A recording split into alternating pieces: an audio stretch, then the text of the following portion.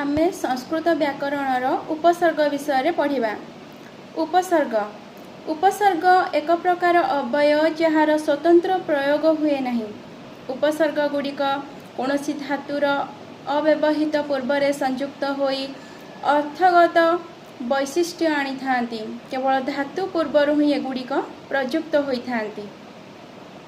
उपसर्गर कार्य धातु अर्थम बाधते कश्चित् अनुवर्तते विशीनष्टि तमेवार्थम उपसर्ग गतिस्थितः। उपसर्गर तीन प्रकार उपादेयता रही अछि। उपसर्ग धातुर उपादेयता उपसर्ग धातुर अर्थ को बाधा दियंती, धातुर अर्थ को अनुकरण करती, सही अर्थ को वैशिष्ट्ययुक्त कराती।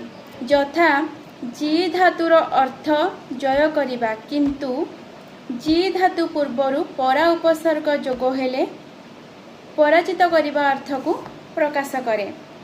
उपसर्गेण धात्वर्थे बलादान्यत्रे नियते प्रत्याहार संहार विहार परिहारवत्।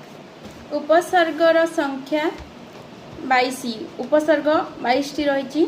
सेगुड़िक है प्र, परा, अप, सम, अनु, अब, निस, निर, दुस, दूर, बी, आंग, नी, अधि, अपि, अति, सु, उत, अभि, प्रति, परि, उप।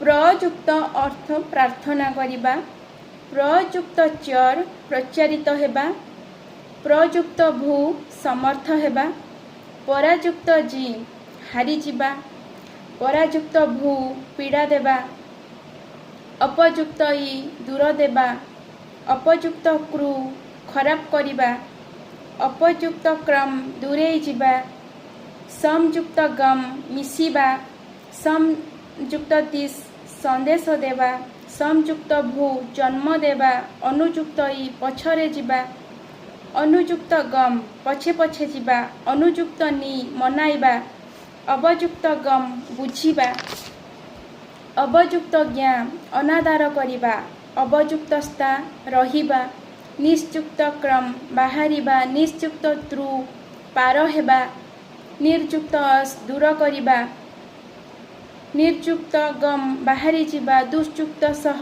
कठिन, दुष्युक्त स्था खराब अवस्था हेबा, दुर्युक्त गम कष्टरे जिबा संभव, वियुक्त आप व्यापीबा, वियुक्त ति विशेष रूपे, वियुक्त धा करिबा, वियुक्त रम दूर हेबा, वियुक्त बद कलह करिबा, आयुक्त क्रम गति करिबा।